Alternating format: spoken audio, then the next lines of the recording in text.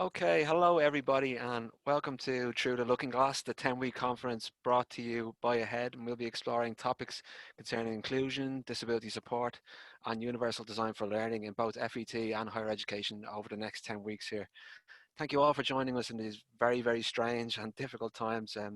It's a very scary period of time I think we're living through for a lot of people, and even more trying and challenging in a whole host of ways for the community of people with disabilities that we serve. So in that context, I just want to thank everybody for taking the time to join us and taking some time to look to the future and reflect with us both today and over the next 10 weeks.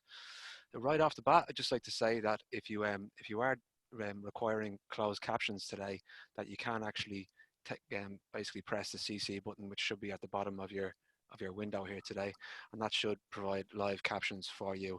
And I'd like to take a moment to kindly thank AI Media for providing these live captions in sponsorship of the session today. My name is Dara Ryder. I am the CEO of AHEAD. If you're not familiar with AHEAD and this is your first time engaging with us, firstly, welcome. We look forward to engaging with you over the coming weeks and months. AHEAD is an NGO focused on creating inclusive learning environments in education and employment. A little bit of housekeeping for you all joining us today. There are a few ways that you can engage with both each other and with the panelists here today. So the chat feature, which you can find at the bottom of the Zoom window, is there so that you can engage with other participants in the session. So that's if you want to comment on the session, or maybe you want to drop some relevant links into the session, and you can do those in the chat box there. And there's also a feature along those controls, which is called the Q&A feature. And that's where you can post questions aimed at the panelists and aimed at us here. So I'll be keeping an eye on that throughout the session and seeking to put those questions to our contributors at appropriate points. We'll also be engaging with you through a Zoom poll later in the session, which is basically a straightforward poll that allows you to answer a question we've posed direct in the Zoom window. So that'll just pop up at the right time. And later in the session, we'll be asking you to participate in some questions delivered via a platform called Mentimeter. So I would ask that if you have access to a second device on hand, so if you happen to have if you're watching on a laptop, for example, you happen to have a phone on hand, just to keep that handy so that you don't have to leave the Zoom window. Now, if you're watching on a laptop, you can also just go to a new tab and open up Menti, so don't worry about that.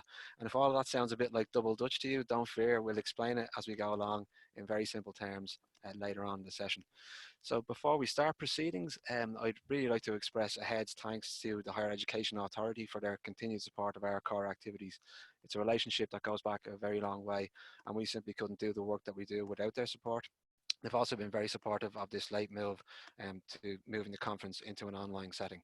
And on that, for those of you who are unaware, I'm actually supposed to be speaking with you right now from a stage in Croke Park on day one of our marathon 2-day conference. That happens every year, and this year was due to feature 60 plus sessions from contributors all across the world. But of course, the coronavirus had other ideas, and so we've had to adapt and react very quickly and kind of reimagine this conference as a 10-week online event. Of course, it kicks off today, and it's followed by our second keynote contribution tomorrow, which features Dr. Etienne Wenger-Trainer. That's at 11 a.m. tomorrow. And that's going to be an exploration of how staff learning networks might support inclusion on your campus. That session tomorrow will be opened by Andrew Brownlee, CEO of Solus, and you can sign up for it along with the rest of the sessions that we've currently programmed at ahead.ie/conference 2020. I would ask across the 10 weeks that you bear with us a little bit and understand that we're often delivering these sessions in less than ideal circumstances. We're delivering them from home on domestic broadband connections in family settings. So I would ask that you forgive us a little if it's a bit rough around the edges. You might hear a dog barking here or a child crying there, maybe some unavoidable technical issues here and there. So I'd ask you just be kind to us in that process. So I think with that, it's time to get really started with today's session and get stuck in. I'm absolutely delighted to be joined by Neil McDermott, who's the Senior Manager of Access Policy at the Higher Education Authority here in Ireland, and by Frederic Fovet of Royal Roads University in Canada. How are you both doing, guys? Good, how are Hi you? there, how are you? Hi, everyone. Can I ask, maybe you can let the crowd know, we start with Frederic there, where you're broadcasting from and how you're coping with the madness of this situation, the isolation and so forth. Broadcasting from Victoria on the west coast of British Columbia. I'm actually on campus. I was given dispensation, but as I said to Dara, I'm the only person on campus at 8:30 in the morning, so it's looking a little surreal. And yeah, I think everyone's coping. Everyone's being fairly disciplined, but it is very strange times. What about you, Neil? How are you managing? I'm fine, thanks, Dara. Yeah, I'm in Dublin. at home. The sunlight streaming through the blinds behind me perhaps gives the impression I'm somewhere much more exotic, but it just happens to be a sunny day here in Dublin. So I'm happy to be here today and speak to you all. Thanks very much, guys, for joining us. I suppose without further ado, just the first up in our session, Neil is going to officially open the 10-week conference and talk a little about Ireland's strategic approach to access to higher education and the development of our national access plan, which is the kind of major plan that focuses on access to higher education. So Neil, over to you.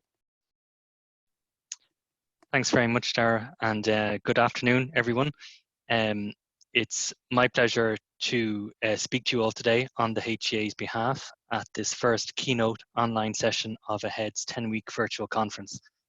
I'm here today representing Dr. Alan Wall, the Chief Executive of the HEA, who had hoped to participate and who was scheduled to speak at the conference in Croke Park itself, but unfortunately he was unable to take part today.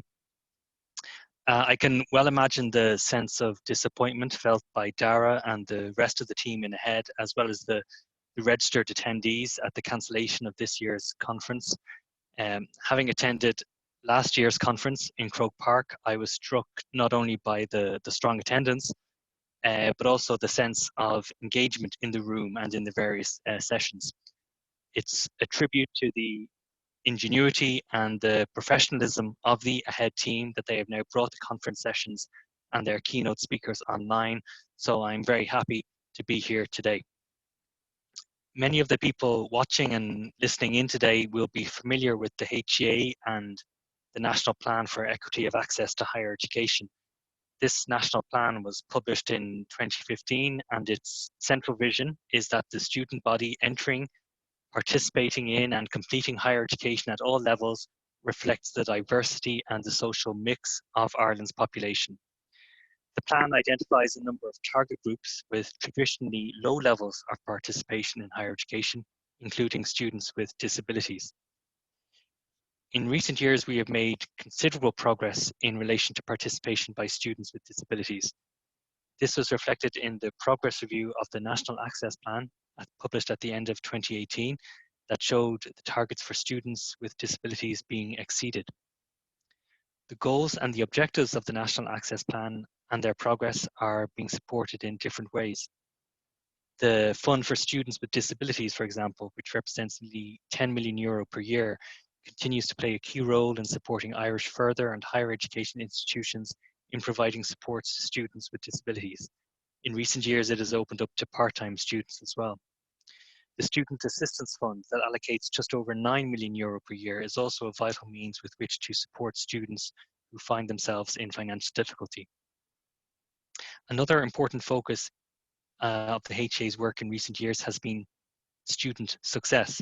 In other words, ensuring the optimal education experience and successful completion of students. We've seen how the National Forum for the Enhancement of Teaching and Learning has worked closely with higher education institutions to develop a national understanding of student success.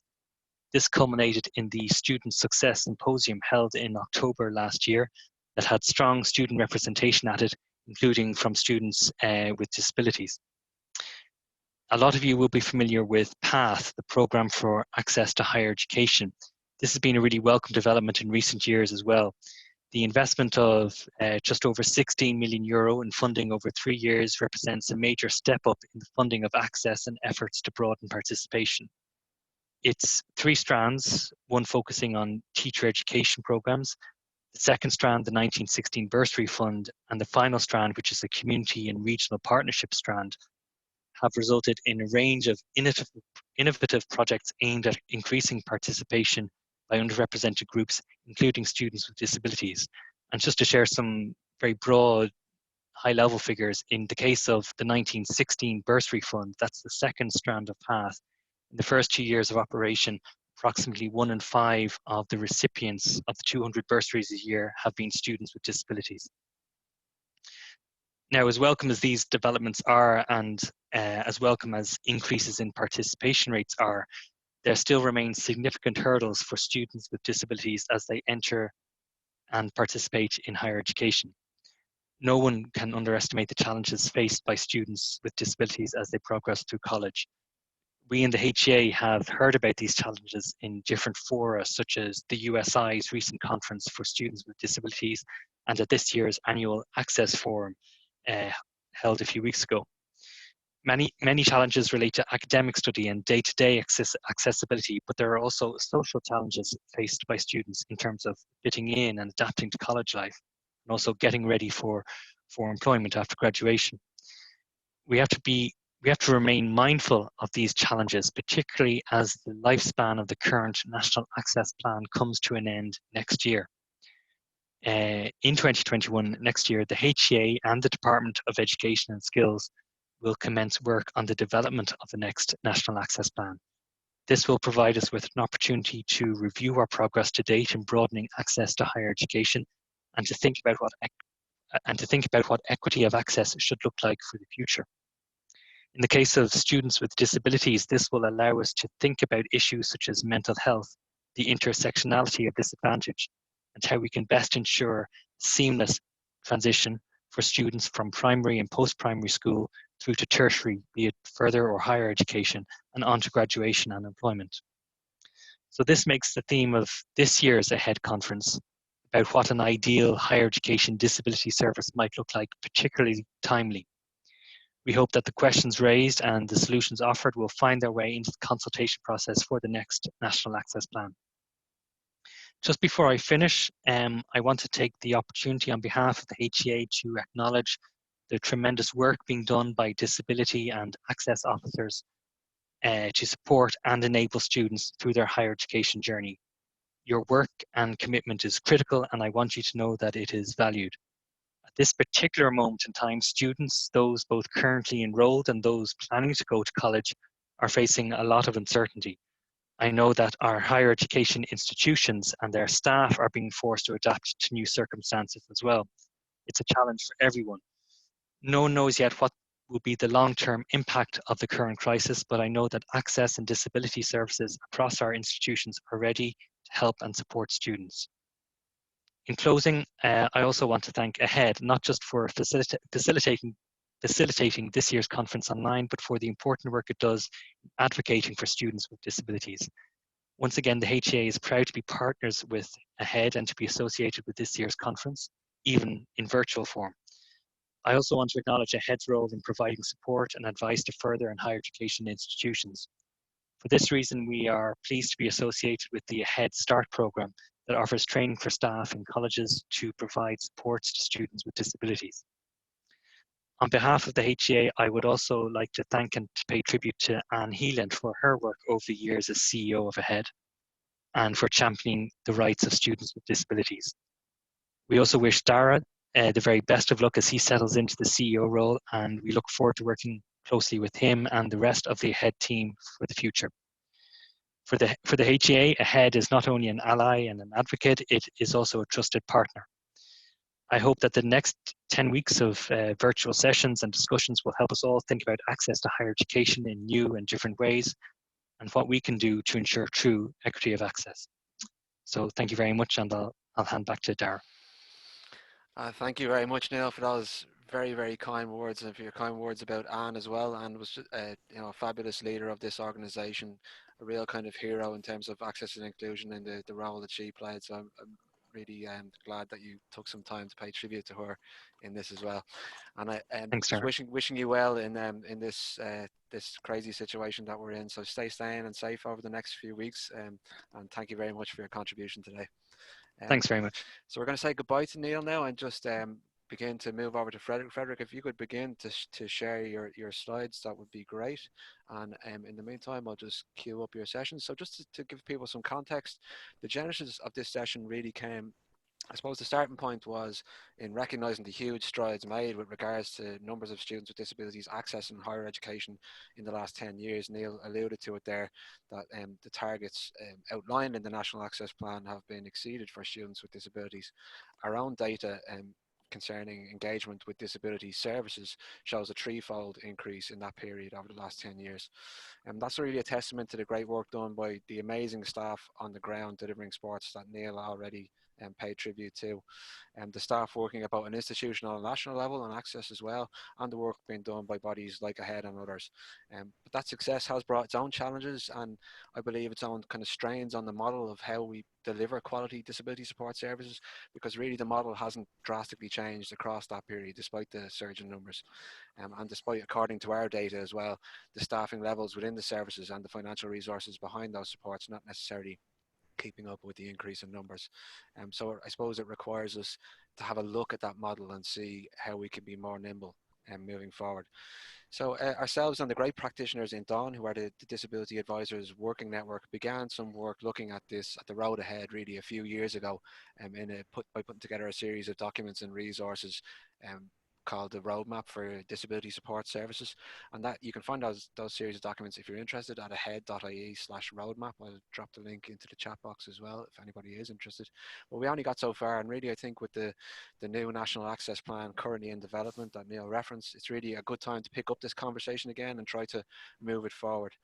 And I also think that despite the horror of the kind of crisis that we're currently internationally going through right now, it does present an opportunity to make potentially structural change to our system that maybe otherwise would never even be considered. So many things that we thought of previously, I suppose, as very fixed in our system have more or less overnight changed.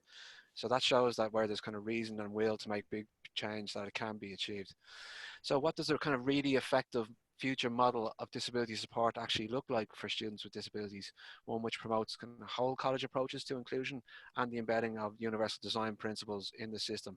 And how can we move further towards that ideal? So I'm going to stop talking now and I'm going to hand the virtual floor over to Frederic, where he can take up the mantle here, and there's no better person to do it. So Frederic, over to you. How are you doing? Thank you. I'm doing well, Dan. Thanks for this. I mean, that's it. You've done it. I can leave. You've explained the issues. So thank you. I wanted to thank Neil, first of all, for the opening remarks. Also, thank you, Darren, and thanks AHEAD for making this possible. In difficult times, we have to be creative and find ways to keep our professional development going. So this is a great way, and I'm glad you found the resources and the determination to be able to do this.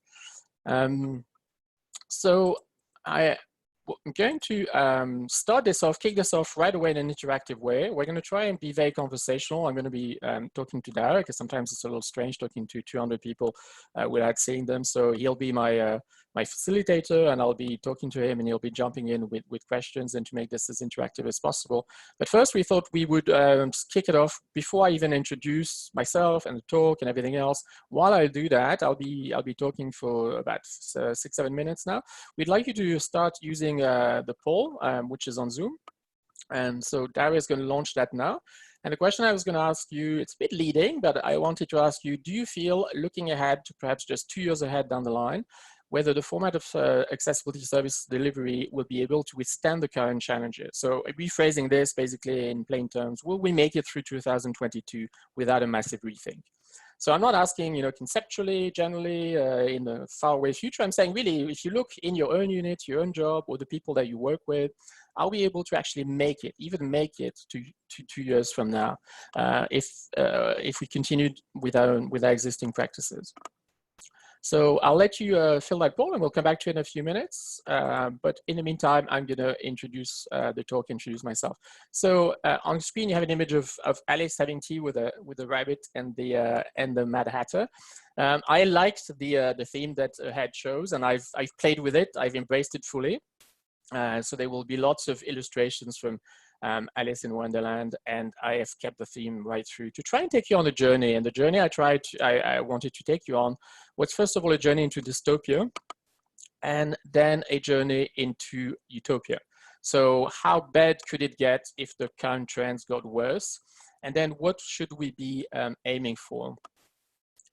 What should we be aiming for? What's the kind of inclusive conditions and landscape we should be actually aiming for in higher education? So I'm going to invite you on this second journey to be a little, to dream about what we could do and how we could do things differently.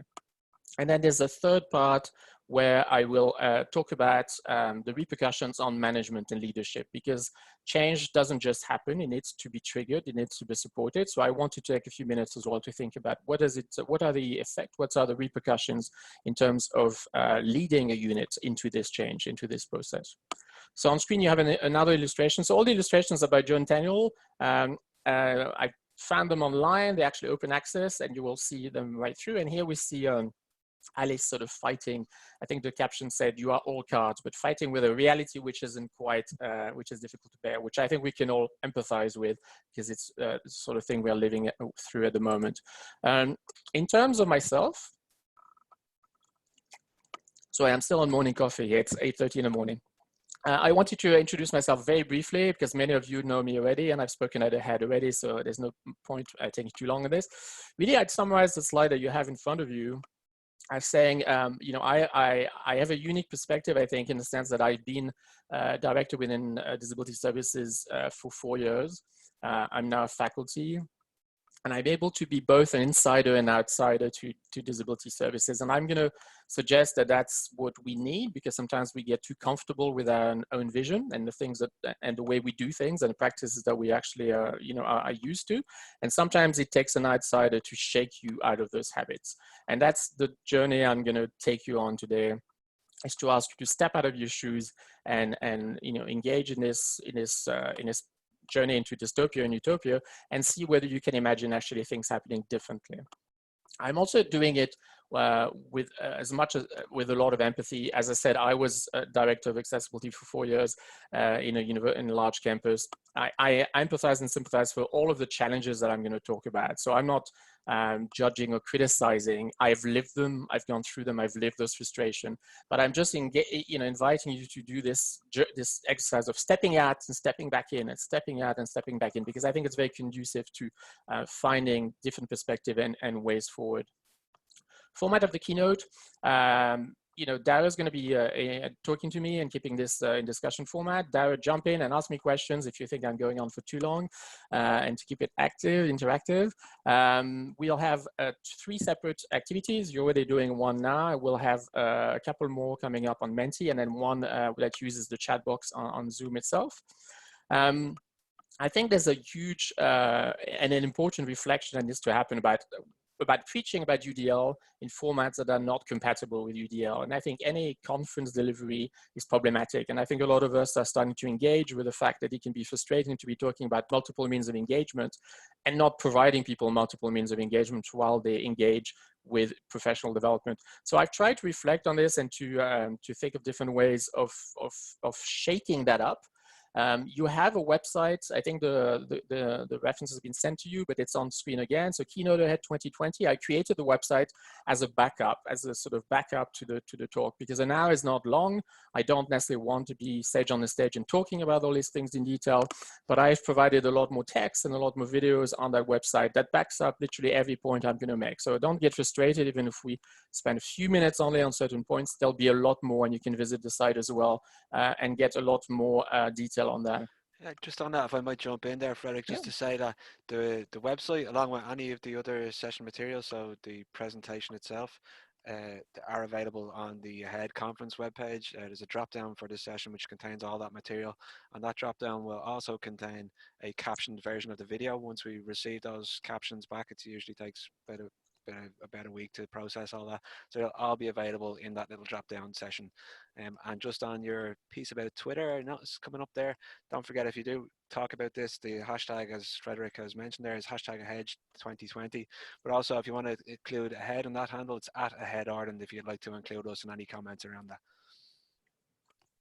Thanks, David. Absolutely. And that's my last point. Let's make this dialogue last all day. You know, it's Sunday for you, it's going into the evening. For me, I'm still the whole day ahead of me. I'm happy to engage with you through email, through Twitter. Let's get these conversations going, because we won't solve them all and answer all the questions in an hour, but we have a lot more time to continue this discourse. So, Frederic, would you like me to end the poll and share some of the results? Please, yeah, if you could. Okay, so I'm just ending the poll here. This is going to make for some interesting reading. You should be able to see it in a couple of seconds when Zoom processes this, but just to give you some headline results, that Can you guys see that now? Mm-hmm. So we have 54% no, 16% yes, and 30% not sure. So more than half of you out there have given an emphatic no that that you don't think it can withstand your current operation until 2022. Only 16% confident that they have. That's an interesting finding, isn't it? It is. And I've done this in several environments, different countries, different campuses, and it reflects pretty much what we're seeing, across countries and across campuses. It's an interesting exercise to do within your unit as well. I did it as a director of a unit to actually do this within our annual retreat and say to people, do you see yourself still being able to do the job that you're doing in 2 years' time? And I think it's really important when it's a cathartic moment when your staff tell you no, because that leads you to, well, what do we do now? And we have to change the way we're doing things. And it leads us to this notion of sustainability, which I will come back to. So sustainability of our office, obviously, but sustainability of ourselves as well in terms of resilience. How can we make sure that we can carry on doing what we're doing and we don't burn out and leave the profession? So let's start this first part of the journey. As I said, it's a bit of a dystopian journey. It doesn't mean that this is necessarily all the reality we're facing now. But what I'd like to do is really think ahead. If we don't tackle the trends that we're seeing and they become even more accentuated, what are we likely to be facing? And here you have an illustration of Alice, opening the door and almost going to the rabbit hole. So throughout this part, we wanted to keep this interactive too. I'll be talking for about 12 minutes on this. You have, as Dara has explained, we are using Menti. So if you could go to menti.com on your other device, on your phone, and then using the code 583960, what I'd like you to do is you'll see that it's box of text, which you can add, so you can participate throughout during the next 10 minutes. But I'd like you to talk about where are the seams cracking? Where are you seeing the areas of tension currently in the way we provide disability services in higher education? 54% of you said, I don't see myself carrying on this way or see my unit carrying on this way. Give us a little bit more details. Where do you see areas of tension? Where are things starting to be really, really challenging? So I'm going to be addressing that, but keep putting your comments right through, and we'll take 5 minutes with Dara at the end of that section to address any. I think the easiest way to do this, if you do have your phone to hand, is just pick up your phone so you don't have to move away from the Zoom window at all. But if you only do have one device in front of you, that's fine. Just open up a new tab on your Chrome and go into it, menti.com, enter that code 583960, and then that will bring you, and Menti is spelled menti.com. Thanks, Dara. And we'll come back to that, as I said. Keep chatting on that platform, and we'll come back to it in about 10 minutes. So as we go down the rabbit hole, there are 5 points I'm specifically going to address, but you may have others that you want to carry on talking about, and we can address those too. But I'm going to tackle the issue of growing demographics. The second one is the explosion of diagnostic labels, which we're seeing in our landscape. The third point is the need for financially sustainable solutions, and I'm going to see where we're facing issues there. The fourth point is the inherent clash between our current practices and social model goals. This is going to be important because I'm going to keep suggesting and asserting through the talk that universal design for learning really is the translation of social model concepts into teaching practices. So if we clash with the very notions of the social model, we are going to have issues implementing UDL, and we're going to start seeing tension between disability services and the implementation of UDL itself. And then the fifth point is increasingly loud expectations of the student body. Changing expectations and increasingly loud requests and demands for a different type of inclusion. So if you're ready, accompany me on this journey. As I said, I probably won't have too much time to talk on each slide, but there's a lot more information on the website which I've created. So if you want more comments or longer videos, sections, you can go there, and then we can continue that discussion, obviously. If it's okay, if I just jump in there for a second, there's a few Absolutely. comments here just about sharing the Menti code again. So just to say to you, the Menti code is also at the bottom right of the slide that Frederic is currently on, but it's menti.com, so menti.com, and enter the code 583960, and I'll actually post that code for you straight into the chat box as well. Thanks so much, Dara. So we've all seen this explosion in demographics and the number of demands from service users. Anecdotally, I've spoken to certain campuses and disability services where there's been as much as 150% increase in one single year. So from about 2011, 2012 up to now, for about 8 years now, we've seen this huge jump. A lot of people saying, when will it stop? What's the ceiling? When are we getting to the top? It's hard to tell. We're also seeing the emergence of a significant body of what I would call floaters. So students who actually are not registered, but require services. And this is worrying too, because they're not actually getting the services that they need, and they're not approaching disability services. But we know they're on campus, and certainly faculty are reporting that the students are there and they're not getting what they need. And then we have a percentage of service users who also don't identify as having a disability and refuse to approach these services. So that's another issue that we're facing.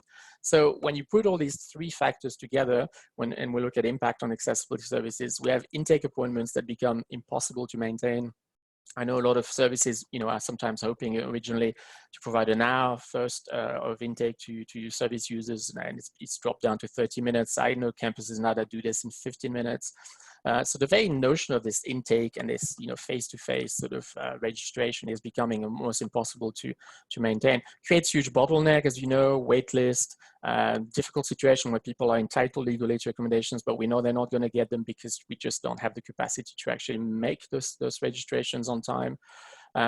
Leading to a high percentage of learners that cannot physically access their services on time. We also see an increase in what I call provision of template services, which means that advisors not having time to unpack the documentation anyway, and people being, a sort of checklist, getting things that are sort of ready-made services without really having time to see what fits the learner's needs. And this is problematic because really, if we go back to a social model UDL perspective, it's about providing tools that remove barriers, right? It's not something sort of conceptual in a fishbowl. It's actually things that are in context. We need to look at the context and what are the barriers that the students are facing. If we don't have time to engage in that dialogue, it gets very frustrating. And then this leads to an increased number of complaints, something that we don't necessarily want to talk about. But having been an insider and continuing to do consultancy on campuses, I can tell you that there's definitely a lot of complaints. The number of complaints are rising. And sometimes for us in North America, I don't know what it's like in Ireland, but we also have a lot of litigation with cases in the human rights commissions, and often out of court settlements because of the frustration that has been created by this sort of frozen system that can no longer cope. And obviously, this is also creating a disconnected frustration from faculty, because I think and I'll keep talking about the different perspective of stakeholders, but for faculty, it can be very difficult to understand too. They see the needs, they see students with needs, they don't understand why they're not getting services, and they're finding it very difficult to try and manage this within the classroom. So if we again look at this from a dystopian perspective, it's starting to be very difficult to handle for all stakeholders, faculty, service providers, and the users themselves. Yeah. So Frederic, I might just jump in here. There's a question from the floor, and you can tell me if this suits you to answer it now, or if this maybe might fit into a later part of your session. But I have somebody saying that they're a welfare coordinator, and their question is, how can they change the attitudes of course leaders who use a one-shoe-fits-all attitude, who have a one-shoe-fits-all attitude? They believe those with certain disabilities, such as mobility and mental health, cannot be teachers despite the Equality Act. They're resistant to reasonable adjustments that appreciate any solutions to these kind of barriers. And John from Waco in Texas has kind of echoed Christine's comments. And basically has linked the kind of need for systemic reforms in higher education, but also linked that to the kind of reforms that may need to be needed in society as a whole, and how our attitudes to disability. And it's a big question, but I don't know if it suits you to answer that now, or you prefer to build it in as we go. Well, I think we'll build it as we go, but I can answer already. I think we are, what I'd like to suggest to people is that we're frozen in positions with tools that no longer work, and attitude and practice that no longer work, and we're desperately trying to make them work. And I don't think that looking ahead again in the next few years, we're going to ever be able to make them work. So the next part of the journey is going to be to sort of encourage us to rethink, how could we do things differently? I think when you're getting to the point where you have a course leader, you have a disability service provider, you have students, and you're trying to fix things very quickly in this landscape, there's not going to be any immediate solution. We maybe need to step back and look at where it all goes wrong. And that's before we get to that sort of conjuncture where there's no longer any solutions. We have to step back and look at how can we even approach this differently as stakeholders. So I hope that answers your question, but we'll have time to come back to those issues in our utopian journey as we think about how we can change things. The second topic, which is really creating tension at the moment, is this explosion of diagnostic labels. I'm going to talk to the slide this time. I'm not going to necessarily go through text. You know, we used to have and the services that we see now have been structured around this assumption that really we were originally, you know, 70s dealing mostly with mobility issues, visual impairments, and hearing impairments. And you tended to have specialists in this three field, and we could do really remedial, specialized, targeted interventions with this very sort of narrow clientele. Obviously, we know the clientele has changed. The diagnoses have exploded, and there's all sorts of reasons for that. I mean, the DSM itself has changed. People feel, I guess, less stigmatized and are disclosing more. So if you look at the pie chart of the sort of registered users and the different diagnoses, depending on which jurisdiction you are, which campus you are, you're going to have really something that has, you know, 15%, 20%, you know, a third for mental health, but very, very fragmented. So the very notion that we're still trying to apply the same model and come up with specialized sort of targeted interventions is no longer working. First of all, because we don't have that expertise in our units. We can't even purport to have that expertise in our units. It would require having on staff anything from a doctor to a psychiatrist with anything else in the middle, specialists in learning disabilities and autism, everything else, and to be able to still carry on that model. We don't have that expertise. The question I'm going to say to you is, do we even need that expertise? Has this ever been about actually having specialized targeted, you know, knowledge that goes for every diagnosis? I'm going to encourage you to step back and think, you know, have we gone completely the wrong way? Do we really need to be experts on diagnosis to be experts on accessibility? If you step back into a social model position, I would argue that we don't. That often accessibility is about very common sense reflection on our own practices. It's not about getting, you know, mining the information of the user to be able to understand what exactly is exceptional about their habits and their practices and their preferences. So I leave it there, and I don't know if there are questions, and we can address them maybe as we debrief on the Menti. But I would argue that this is really one of the points of great friction at the moment. It also creates this culture of referral, because as we focus on diagnosis, we tend to also, and this is a societal trend, to always assume there's someone else who has more knowledge that's going to come and save the day. I think faculty feel that we are that as disability services providers. As disability service providers, we feel it's maybe the psychologist or the person who's done the assessment, but it's really a shift. No one has that magnificent sort of, you know, wonder sort of thing that will make it work. It's not about getting that expert knowledge. It's actually about going back to the environment. That's what the social model suggests. What is that students actually, you know, experiencing in the moment, in that semester, in those courses, and how can we move these barriers? We don't need all that diagnostic information to be able to do that. Dara, you want to jump in, I think? I was just going to say, are we at the point where we'd like to dig into Menti now, Frederic, or is that, would you? I think we'll finish this section and then we'll go to it quickly. I won't last too long because I'm going to spend too much time, but as I said, you can also visit the website if you want more details. This notion of financial sustainability, I'm not going to spend too long on this because I think it's a reality that all of you are confronted with. We've seen the explosion in demographics. These are services that were designed to provide parallel specialized services to a small minority of students, and we could do that 20 years ago. Now it represents a significant portion of our campuses, and the notion of sort of shifting students to this parallel system outside the classroom that will be able to support them is not financially viable.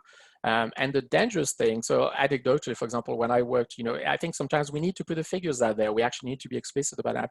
When I worked as a head of disability services, my annual budget was 1.2 million. 1.2 million, 10 staff of money that was wasted because yes, it supported the students, but it made no structural difference to the way we were running things. It made no difference to pedagogy, to the reform of pedagogy, to reform of practices on campus. So you're spending that money to provide this retrofitting. Those demographics are growing, new students are arriving, the students are going to another course, another semester when they need the same amount of support, the same amount of services, and it becomes this sort of giant financial mushroom, which is going to at some point become completely impossible to manage. I would suggest now is the point where it's become impossible to manage, and that creates increased tension for everyone on campuses, for disability services providers themselves, and for obviously senior administration and everyone that's trying to look at this in a sort of in terms of sustainability and long term. I'll quickly go to the other two sort of points that I want to highlight, and then we'll go back to Menti and look at some of your comments.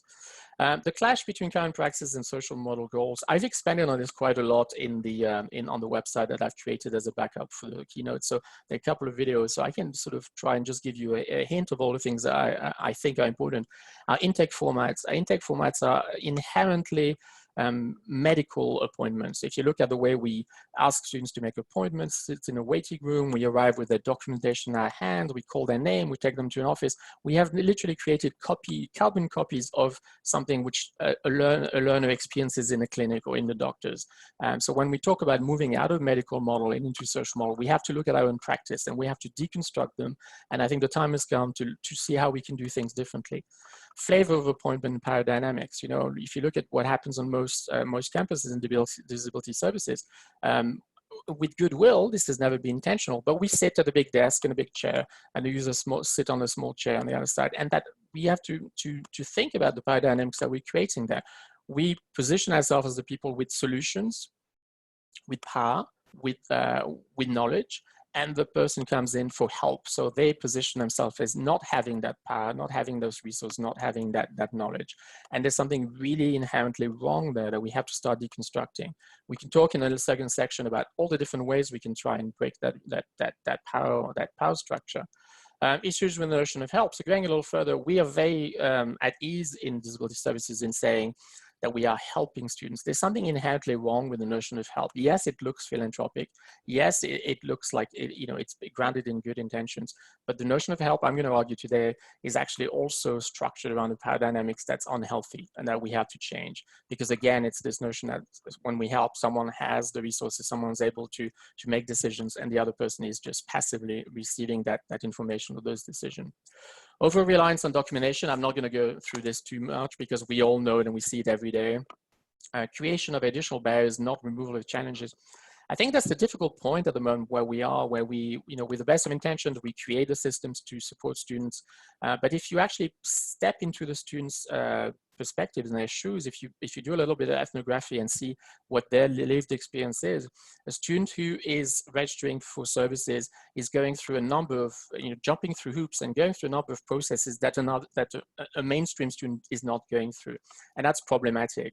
There are significant onerous administrative burdens which we're placing on these students in terms of form, in terms of registration, in terms of appointment, in terms of checking in, that other students don't have to do. And that, if you go back to a social model perspective, is not removing barriers, it's adding barriers, even if they're barriers that we feel are essential. So I'm going to ask you today whether there maybe is a way to rethink this and do things differently. To go quickly through it, exam accommodations. So it leads from previous, but exam accommodation particularly are this onerous process, onerous for us as disability service providers, but very onerous for students, having to do all sorts of things to basically have the same services anyone else should have, the right to sit exams. Issues of outreach. I think we've got to be careful when we do our branding, right? We work in a business model in universities. Most units are doing branding. They're conscious of visibility. There's need to outreach and bring people in. But the outreach that we do is also, I'm going to argue, grounded in medical model. We're not reaching out to any student who identifies as experiencing barriers. We are outreaching to students who have medical documentation, and there's something which really is not aligned there with social model. And then to quickly finish, funding issues, we have cornered ourselves, and historically, traditionally, because of all the variables that we've had to deal with, in a situation where our funding model is based on the number of people who walk through the door and get registered. there's something there that's inherently, again, creating tension with the social model. Because really, if you are looking at, ideally, in our second part of the talk, in Utopia, and what we would like to do, we would like the students to not have to go through our office because they actually are getting the provisions that they require through the office. So you can see that the intentions are ambivalent there. On the one part, we want UDL to happen. We want that inclusion to happen in the classroom, but we also want bodies coming through the door because that justifies our funding and increases our funding. So we're going to have to think about that as it's a bit satisfied at the tension that we're creating there in our very ambitions and the goals that we have. And then, you know, if we are going to be grounded in social models perspectives, we are going to have to start thinking about how can we support faculty. Obviously, we want to support students, but the environment and the design of the learning experience is not going to change because we keep supporting students. At some point, we have to start thinking, how can we start shifting this so we support faculty, so that our resources at time is starting to have an effect on the structures and on the landscape of the learning itself, not just on those individual students. Dara, do you have any questions there before I jump to the last point? Yeah, no, it's just there is one question. It's a bit more nitty gritty than the kind of more philosophical stuff you're talking about here, but I think it's very much an interesting question. Particularly, I think it's influenced by the current climate. So, Christina said her understanding is that there is less support services for disabled students who are online compared to students who are on campus. And just what's your opinion about that in terms of the knowledge of online support services for online students? Do you think this is an issue now that's going to be massively looked at within the context of the current climate? Well, it may do, but then again, it's a moot question because a lot of people are saying this rapid change to online teaching is going to have a great positive influence on on our perspectives and our willingness to embrace it. Some say yes, because we've been pushed into it, we're going to have to adapt, but some are already saying it may actually have the opposite effect. It may make us even more reticent because it's going to be clumsy, it's going to be very rushed, it's going to, you know, bring a lot of issues to the forefront. It may actually turn people off, so we may even have more issues as we go through this process.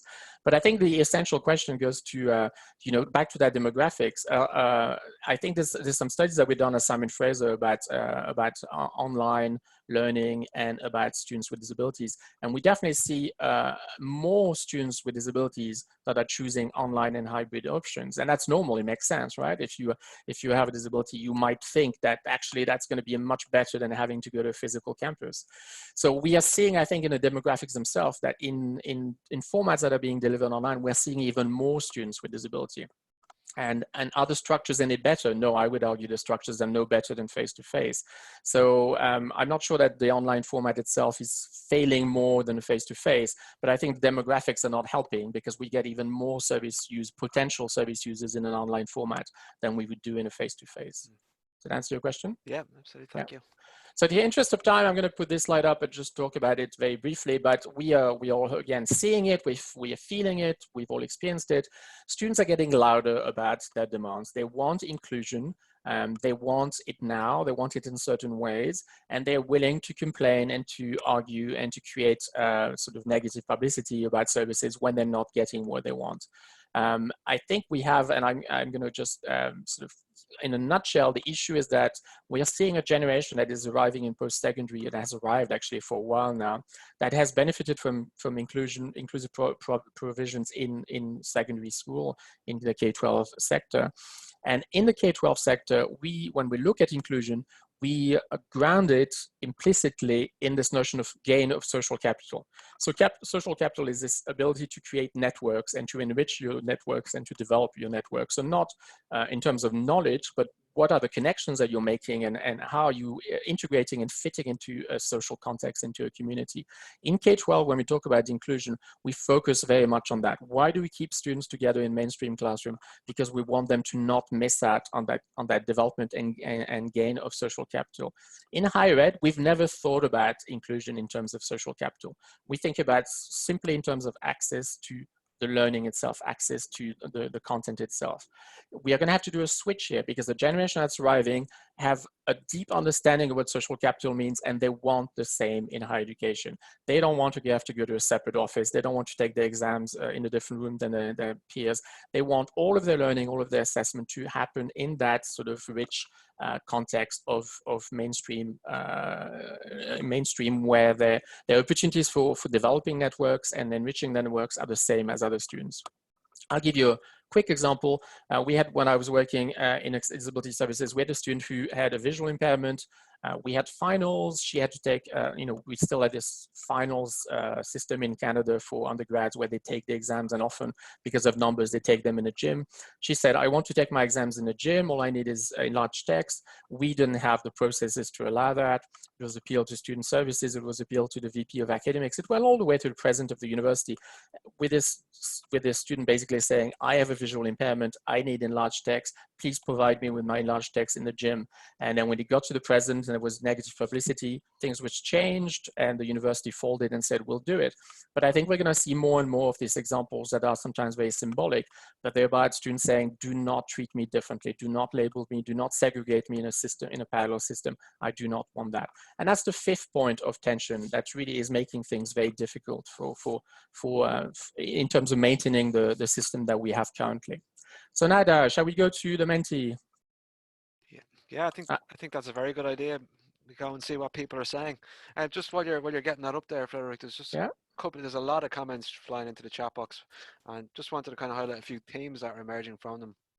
One is really around the attitude and culture within faculty and then within the wider system itself. So I suppose it's relating to that notion of kind of help that you've seen, and then working out, I suppose, working down into the idea of whose job is it, that traditional idea, they're not my students. So that's kind of coming out very much in the comments.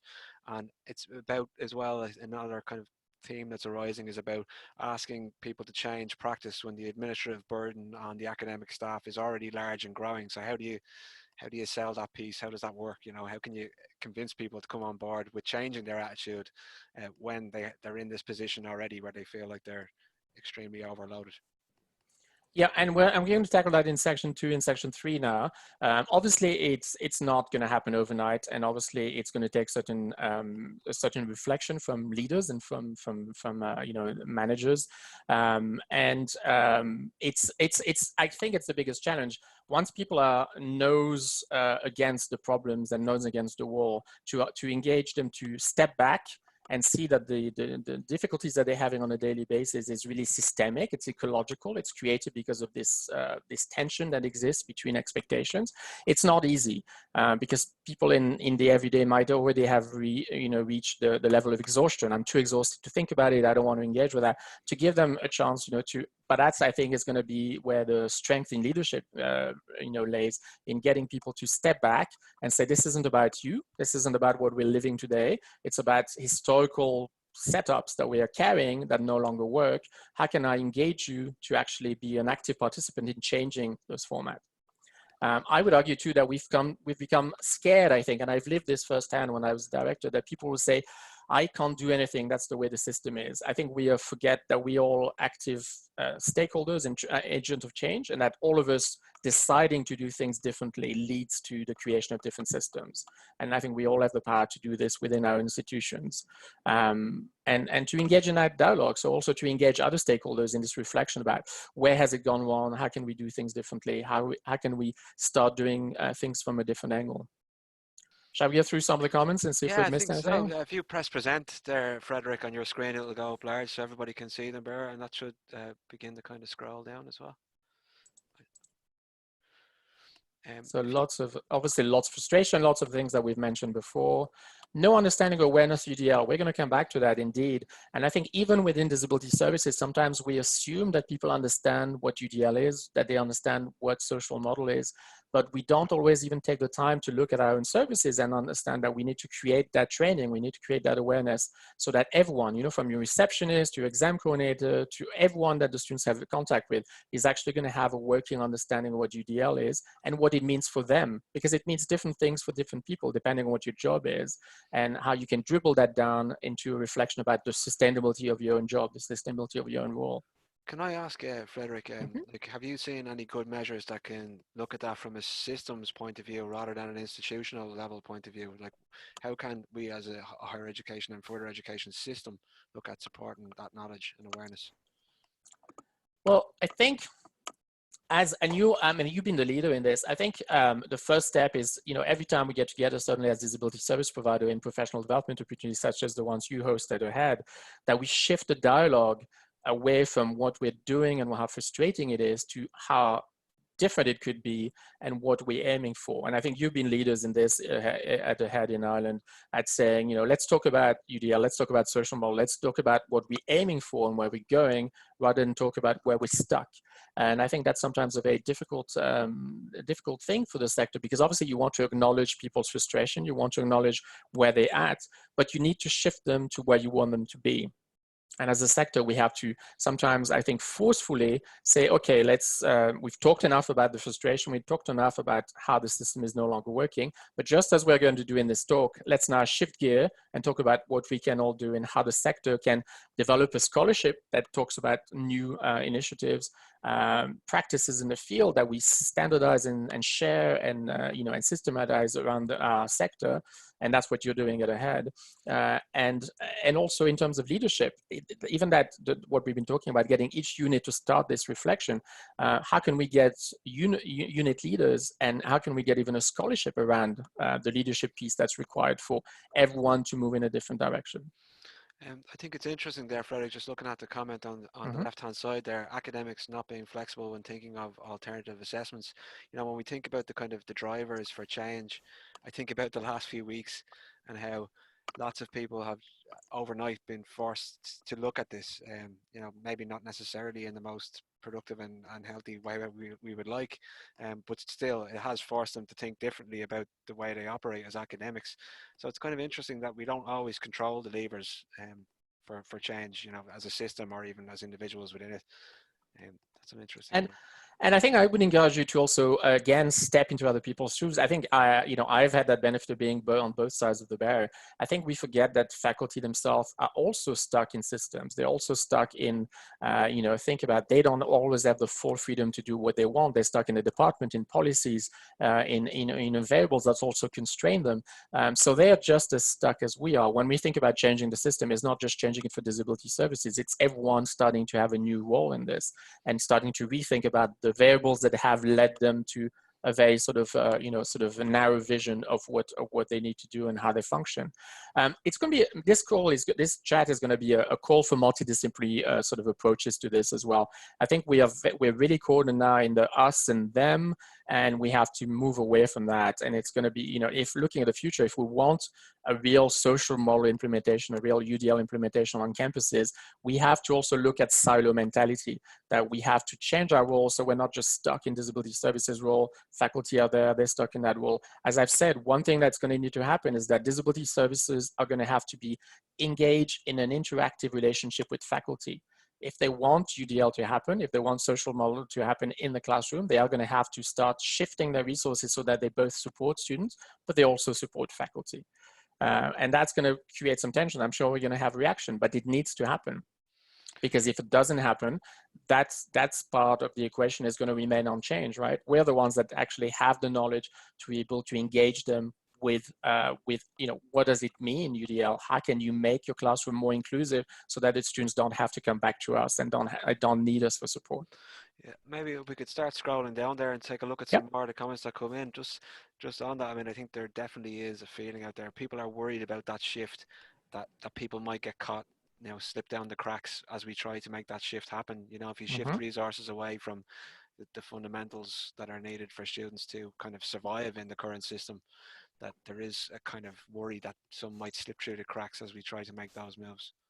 Well, and I think it's also difficult when you are feeling pressured and you are dealing with demographics you've never met, never dealt with before, with the same resources that you had. Obviously, we get stuck in a priority, right? We're prioritizing, okay, there's so many people going through the door, I need to look at frontline.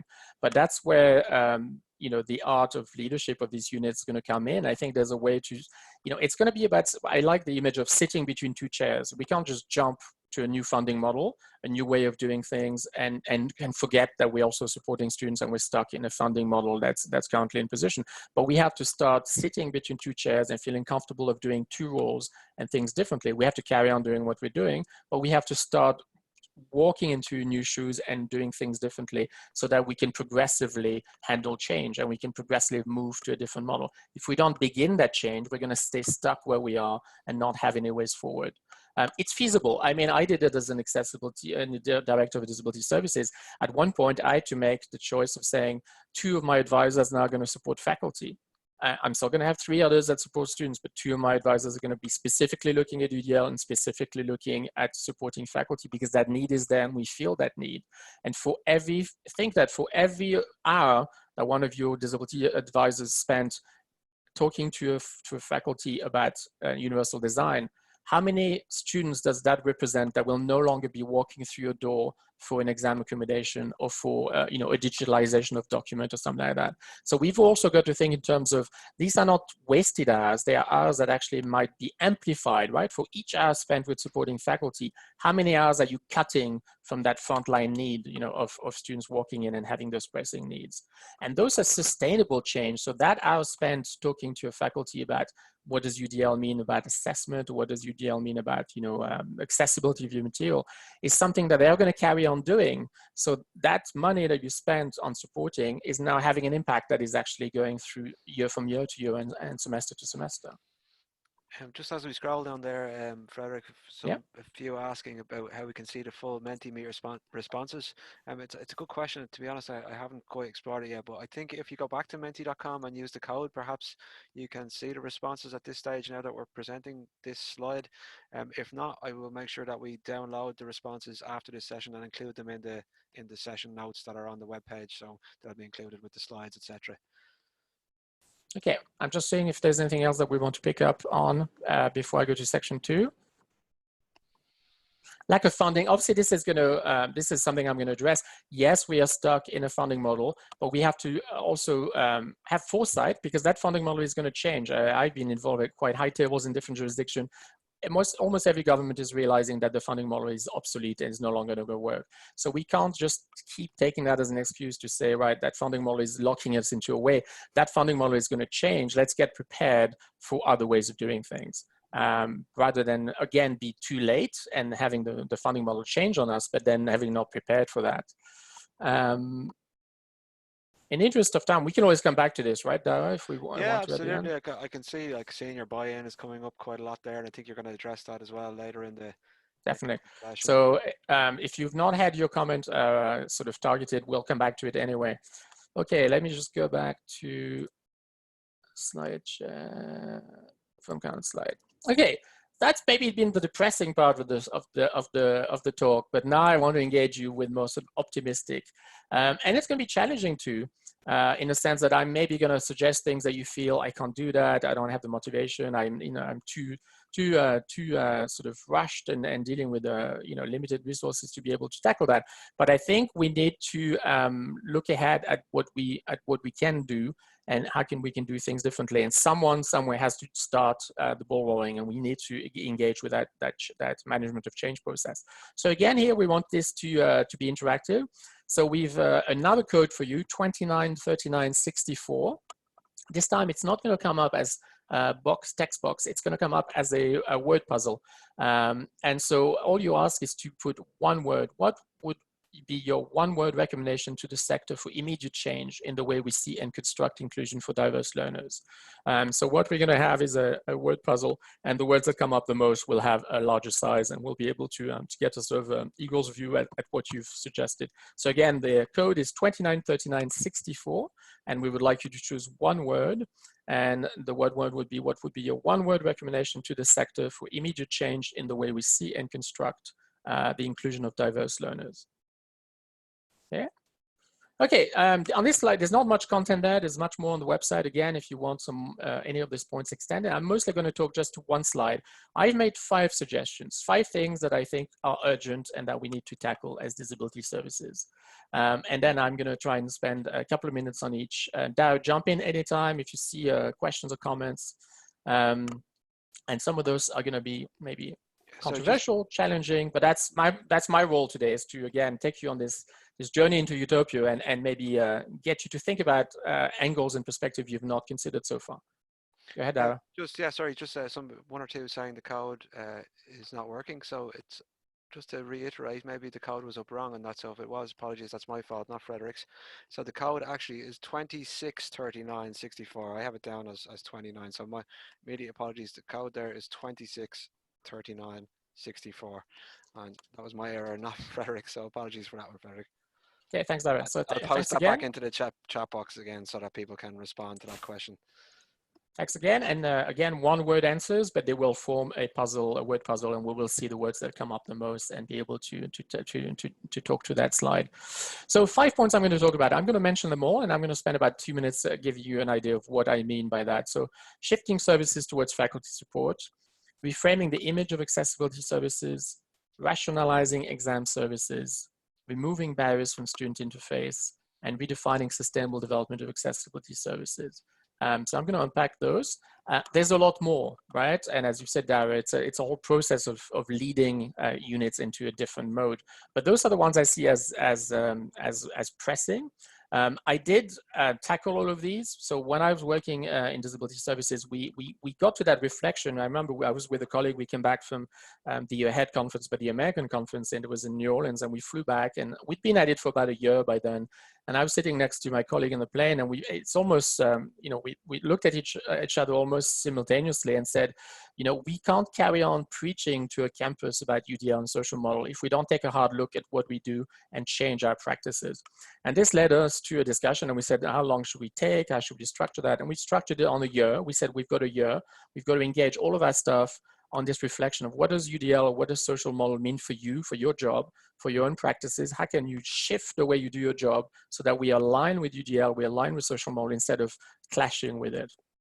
And it also, encouraged them to say, we are then going to have less of a contradiction in the message that we have for other campus stakeholders, because otherwise people obviously, nip at it. They'll say, but you say this, but you do that. So it also aligns you to be more logical and less contradictory in the image that you project to other stakeholders. So all of the points that I have there, we have done. And if you're interested in the references, you have the Beck 2014 or 2015 reference was published in the Journal of Disability and Higher Education in the US. And it's called a UD audit of a disability service provider. And it was a collective piece from my unit looking at all of these 5 points. So these we did do. So I'm not talking about something which is unfeasible. I'm talking about things that really are manageable. A lot of work, definitely, but do shift you towards something that's more aligned with what we preach. So shifting services toward faculty support, I've already started talking about this. It is a point of stress, a point of tension, even in a funding model, because you may end up being, maybe the case is that you're funded by student services, and people will argue, well, why should you be providing resources to faculty if you're funded through student services? There's many points of friction with this, but it is a piece of the puzzle that we can't miss. You're going to be inevitably brought back to it. If you accept the social model, you accept that really the barriers that students are facing is not about the diagnosis, but it's about the way faculty are designing the learning experience, are designing assessment, then we can't keep running on empty like this, where we carry on supporting students, but nothing happens on the faculty side. So that expertise that we have about making people realize that actually they are designers, that they design in ways that can be inclusive or can create barriers, that awareness is part of our role to support. Now, it may not be just our roles, and in each campus you may have a reflection around who else needs to be in that role. Obviously, teaching and learning services, obviously sometimes equity and diversity offices, depending on which jurisdiction you are, which country. My point is not saying it's just a job of disability service providers, but I think the discourse of disability service providers does not make much sense unless we tackle the missing piece. And the missing piece is that what we're trying to do, remove barriers from learning, is not going to happen without engaging with faculty in a substantial dialogue about where those barriers are and how you can avoid creating them. So we can come back to that. I'm sure there'll be questions about that. But as I said, in my case, it had been the commitment and the choice at one point to reallocate certain advisors to supporting faculty. Obviously, keeping the system, I said, you're sitting between two chairs. We can't let go yet of what we're doing, but we can start preparing for the future, and we can position ourselves well in this new role rather than always be one step behind and waiting for the necessity of it to happen. The second one is reframing the image of accessibility services. So again, this is something that might look minor, but it's huge.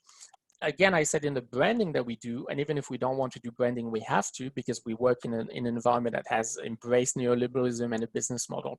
So each service has to do branding, has to position itself, has to create an image. That image often is grounded still in medical model practices. How do we see this? Is this notion usually that we'll outreach in saying, if you have a disability, if you have an IEP, if you have documentation, then you need to register for the service. We're not opening to the notion that students who may not have documentation, who may not be identifying as having a disability, may still be facing barriers in learning. Again, it's a shift that is problematic, because you may say, but we're not funded for that, we're not supporting students for that. Actually, I would argue that at the moment, and again, from my experience, you have an awful lot of students walking through the door or potentially wanting to go through the door who are requiring services that are not traditional services. They don't want an alteration of instruction or assessment. Often now they've gone through inclusive conditions. They have a good understanding of themselves, a good understanding of their strengths, of their challenges and barriers that they can face. I've seen an increasing percentage of students who walk through the door who want services that are as simple sometimes as, can you tell me which courses I should avoid if I don't do well in traditional lectures? Could you tell me which course I should opt for, which section I should opt for if I don't do well in final exams and I do better in sort of a mixed diet of assessment?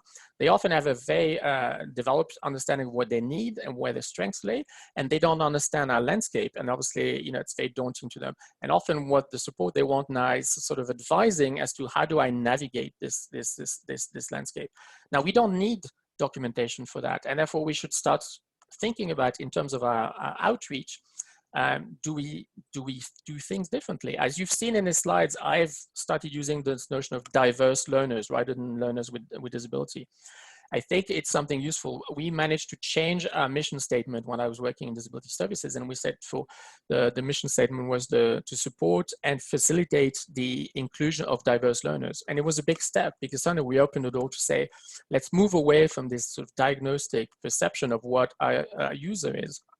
Now, this, if you lead it to its extreme conclusion, you may have to reconsider when engage in a reflection about your name, right? Because so many units still carry the word disability in a title. Obviously, disability services are there to provide an awareness around disability and the scholarship around disability studies, but we also want to make sure that we reach the students who need us.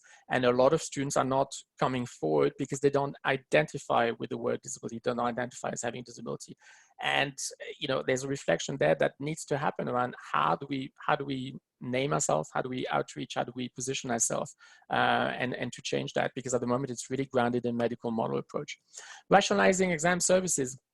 As I mentioned before, it's a great point of tension, but I find it very difficult to say that we're removing barriers when we are creating sometimes 5, 6, 7 steps for students steps that students have to do and have to jump through in terms of hoops before they can actually have a service that anyone else has automatically. Now, depending on your campus, on its size, on its structures, on its existing services, there's not one ready-made solution here.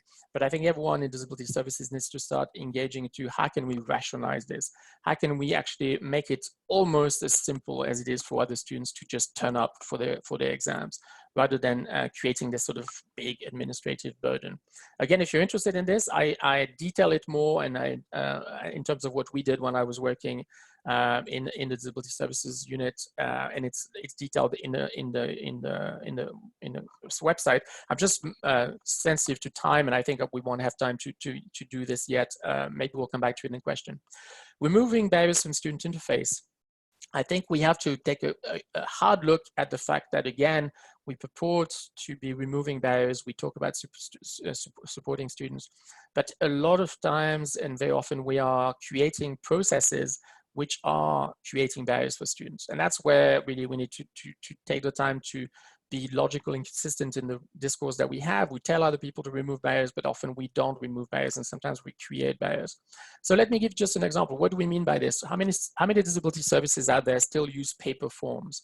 How many disability services out there still insist that a student must physically walk to an office and make an appointment? We may have students with mobility impairments. We may have students with attention issues that mean that they're going to find the scheduling and attending those appointments difficult. We may have students with mental health who are going to find these appointments themselves extremely stressful and anxiety producing. And yet we sort of are so stuck in a traditional historical way of doing things that we don't take time to reflect on the fact that there's an inherent contradiction in some of the requests that we make. Now, again, I'm not providing a simple solution that fits all. Every campus is going to have to think about what are their tools, what are their options, what is the flexibility that they have, how can they start rethinking this?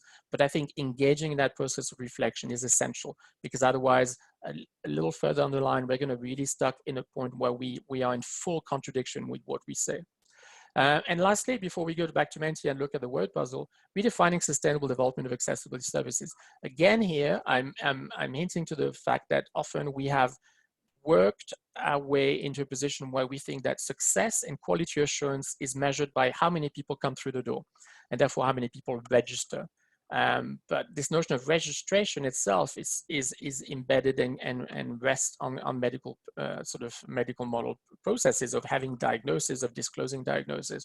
So we have to rethink about, first of all, what our quality assurance means. How can we gauge our success not by how many people walk through the door, but through other means.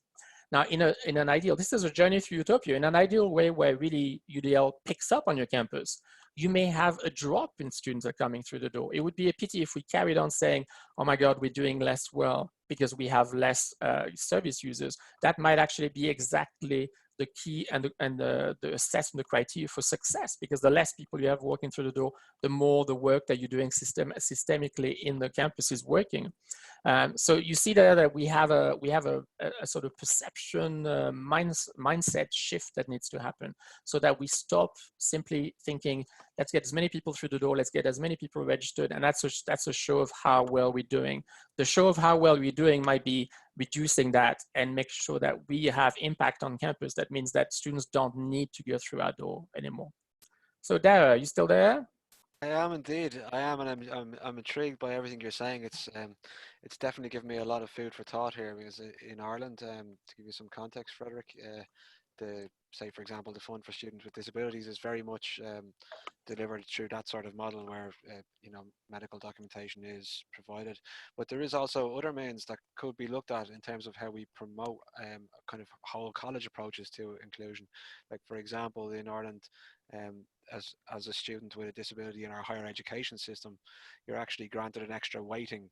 It's kind of an access weighting. So the college gets a higher student grant based through the mainstream kind of college funding. So I think there's potentially angles for us as people working to promote UDL services at trying to kind of, I suppose, lobby our colleges to use that money in different ways. Absolutely. Because at the moment there wouldn't be any strong rules around ring fencing that funding for access or inclusion. It's just recognised that that potentially these students require more support, so it costs more across the campus. But I think maybe that's something we need to think about in how we in a sense it's an answer to that money issue a little bit, because there is a pot of money in the universities there that doesn't require the students to provide documentation or anything. All it requires is when they do the equal access survey that they openly say that they have a disability of some kind by ticking a box, and it's just part of the registration process. So it's an interesting one that's making me think of ways that maybe we can promote to our colleges that there is this money available there, and maybe these are ways in which we could use it to create more whole college approaches. And as we accept that role and embrace it, I think we're going to have opportunities within each jurisdictional campus to advocate for the fact that we need different form of funding because we are taking on that role and because we are, our role is expanding and we are influencing different stakeholders. I think as a result, as I said, most jurisdictions are rethinking. When I left Quebec, it was happening, government saying this is too onerous for us even. We don't want to know how many students you have registered with every, office in every institution. We're going to assume that, 10% of students require services, and therefore we're going to fund you on 10% of your overall, student intake, and then do what you want with the money. Now, there's going to be more and more of these opportunities where within campuses, we're going to be able to say, we are already doing that role, we're already working with faculty, we're already working a systemic change. Can you give us part of that pot of money, right? It shouldn't be just about who works through the door. It should be about a potential role, about the role that we need to play rather than the role that we're just playing now. Absolutely.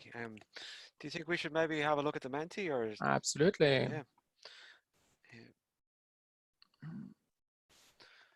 So just, I know people can't see it yet, but I have it on my screen if you want to work away there for the moment, Frederic, but definitely coming up as big words in the word cloud that are repeated: UDL, flexibility, collaboration, equality. Creativity, definitely. Yeah, so it's interesting actually looking at those, that most of these are sort of attitudinal concepts. They're not necessarily structural, which is an interesting one coming out of that, because people often tend to put the structural things higher on their list of things that need to move forward. And I'm going to argue that sometimes it becomes an excuse, right? We take structural tension, which is there, which obviously we can't deny, but we take it as an excuse for status quo, and we think we can't move because of this. We can't move because of funding. We can't move because of that. But I think we've got to say we've got to create a new role, obviously within this difficult variables and constraints. But there is a new role to be created. The screen has gone blank there, Frederic. I don't know if that's. I didn't click anything, but we'll present again, and no, it doesn't want to. Maybe try and refresh the page there. Would that be? Yeah, so just it's acting. You mentioned earlier on, you used the word branding about disability support services. This is acting as a nice branding for a heads conference session tomorrow, because collaboration being high on the agenda there. Tomorrow the keynote speaker is Dr. Etienne Wenger Trainer, who's going to talk about the importance of social learning opportunities for staff. And he's a general expert on social learning, and then we're kind of going to maybe explore how that might apply to creating sustainable, inclusive practice on universities. So that's an interesting one if people want to sign up for tomorrow and they're interested in that concept. And a big word that we have there is collaboration, and it's going to come up in section 3 when I talk about creating multidisciplinary approaches. That we are often stuck again in silo mentality, but we have to rethink our role in terms of the networks, the collaborations that we create on our campuses as well. That we've got to get stuck out of that isolation. Okay, I'll get back to. Interesting, and we'll make sure we'll download those images and make sure they're available as part of the resources online. Thanks very much, Dara. So I'm going to probably still take about 8 minutes. Would that work, Dara? We have time for about 8 minutes of the section 3? That's fine. Okay. That's fine. So the point about section 3 is now to look at the repercussions in terms of leadership. And I think that's very important, because I think even when people do start tackling, the mindset shift and the changing culture that's required in disability services, often we stop there. I think I'm going to ask you, encourage you in this talk to go a little further. I think as already some of the questions I mentioned, this is not going to happen without a hard look at the leadership of these units. And for each of the leaders in these roles to start thinking about, what do I actively need to do for things to change? So I've got, this time we're going to use another activity, but you're going to use the chat box. So chat box is at the bottom of your screen. This is a Q&A, so not the Q&A box. And any questions that you have about this third section, about leadership, management of change, the changing roles of unit leaders, please put them in a Q&A, and then Dara and I will have an opportunity this way to go back to these questions. And I think Dara is going to monitor the Q&A and point out any questions that he wants me to tackle. So again, at the bottom of the screen, the Q&A box, and please post all your questions about this. So again, I just have one slide here, but there's a lot more on the website if you want to, that accompanies the keynote. If you want more details, some of it is in written form, some of it is in videos. I'm missing a couple of transcripts for the videos, by the way, because it's been a little rush, but they should be up tonight. So don't worry about those 2 transcripts. If you recheck tomorrow morning, they will be up. So here are seven points I'm going to mention very quickly, about a minute each point, and we can come back to them in questions. But these are things that I think are really important in terms of looking ahead, in terms of leadership and management of change. So acknowledge and challenge our ambivalence with regards to UDL. And by here, I mean within disability services.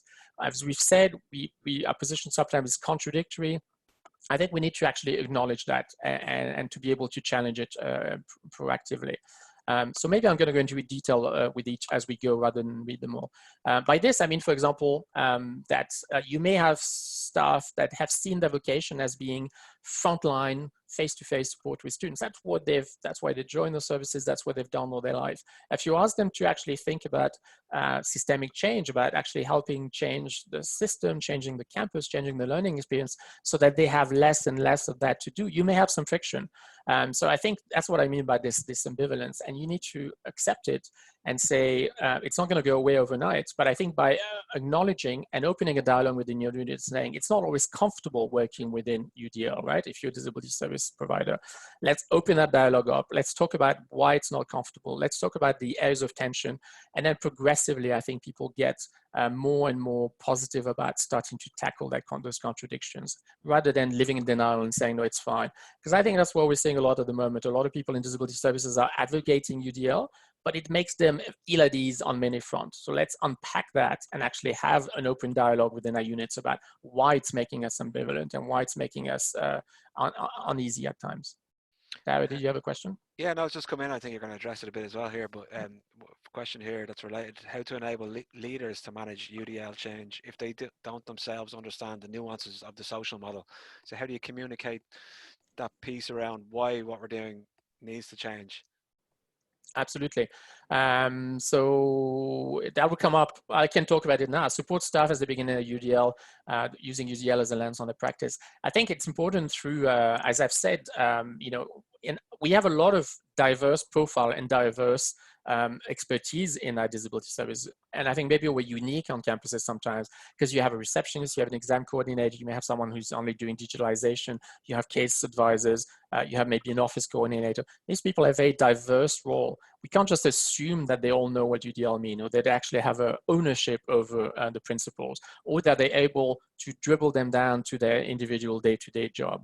So I think a lot of the work that we need to do is actually to think about what's the internal professional development that we need to do. And when we did this, when I was working, we took us a whole year, right, to actually devise a training around UDL that was accessible in layperson's terms, because not everyone is a specialist in your office, that is concise but to the point, that enables people to get enough ownership that they're then able to walk away and try to engage in this reflection of what do I need to change in my job to align it with UDL. Now, you have probably a huge turnover in your offices, so this is going to have to be sustainable training, a training that you can offer again and again every time someone else joins, because otherwise you're losing that knowledge and that know-how. And again, accessible. This isn't about talking conceptually. This is about being able to talk to people in layperson's terms about this is what social model is. This is what UDL is trying to do. Now, what are you going to do with it so that your job starts aligning? And then I'm going to jump. Well, it comes up at a different point. I can talk about it now. Also giving people time. So when we did this in my office, we gave people a whole year. Right? We sort of said, we can't rush this. It really needs to come from them. They need to come up with a solution. It can't be a top-down within your units. I think you need to empower people, give them that understanding, give them that training, and then give them time to mature it through and to then come back to you and say, right, my job doesn't align with what we're trying to do in terms of UDL and social model.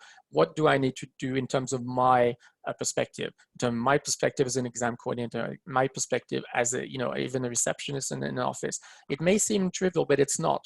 That perception that the learner is going to have about medical model practice may come from your receptionist, because the first thing they say is, where's your documentation and do you have this? If that language changes because that person has gone through that reflection, the whole perception of your office may change from that first interaction that the learner has.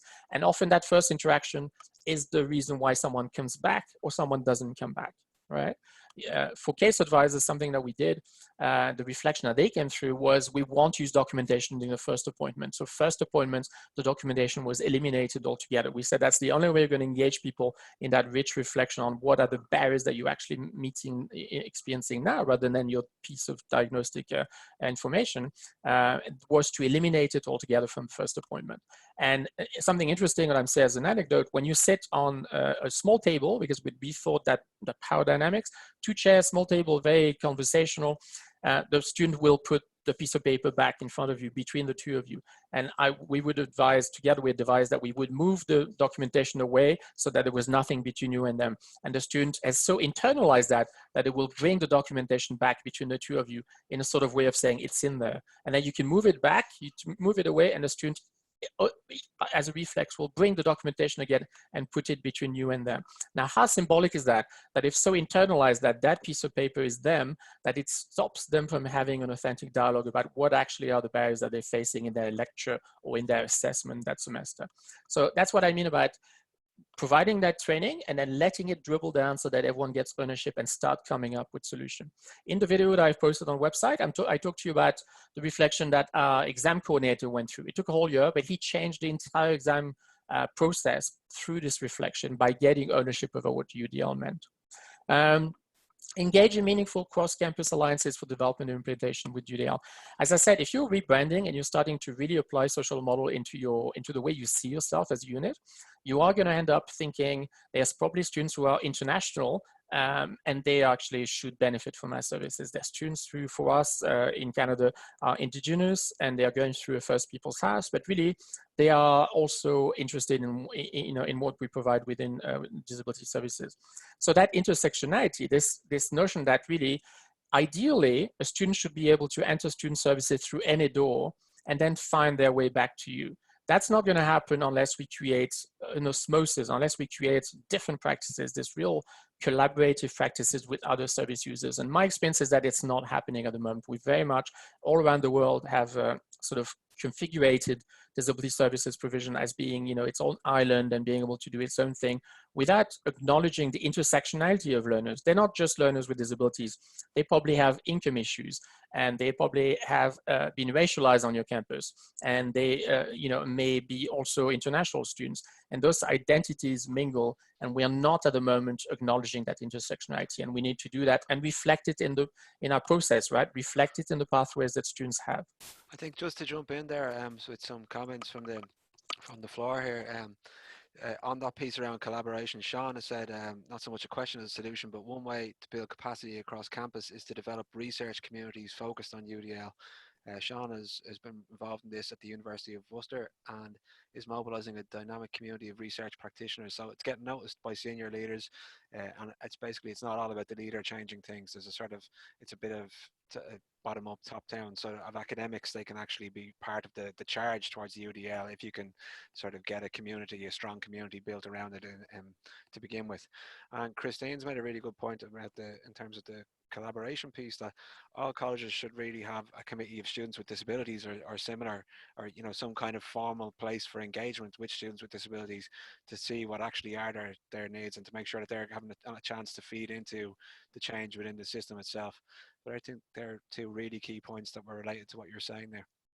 Thanks, Darren. And definitely, I haven't mentioned it on the slides or in the website, but this notion of student advisory bodies, it's something that really I've advised sometimes campuses during consultation to do.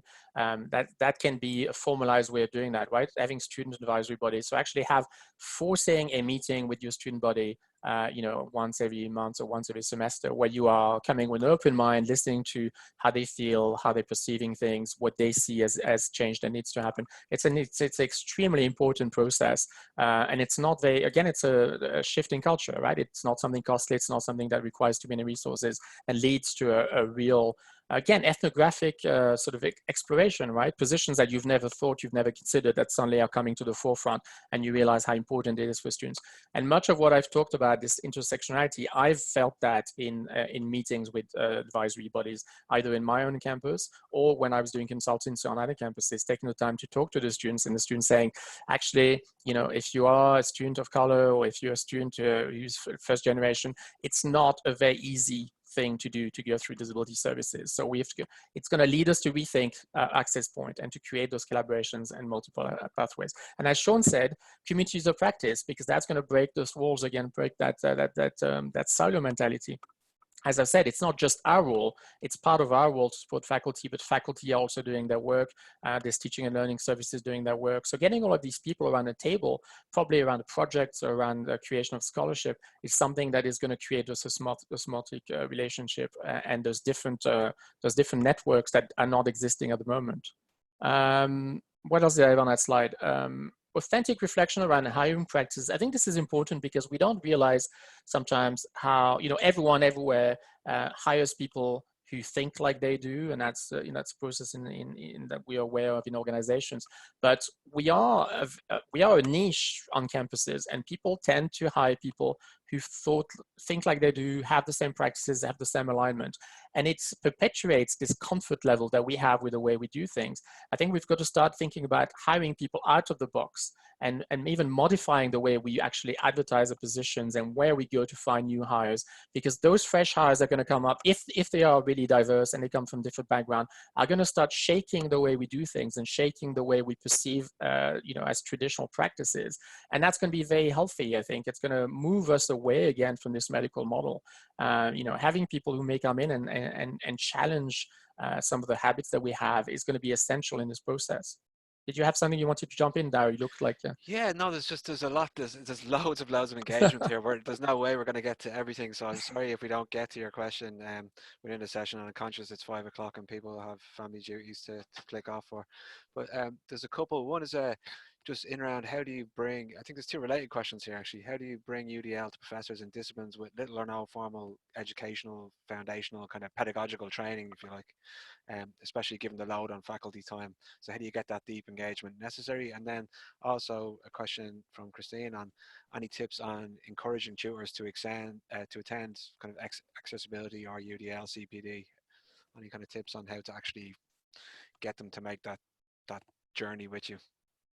Sorry, the second question, I missed a word. Encouraging who? Sorry, engaging tutors to attend accessibility or UDL training. Okay, and that I can speak to that definitely. I think as leaders, again, it's going to be our job to take every opportunity that we have, and it fits into sort of boldly embrace a new wider role in accessibility services.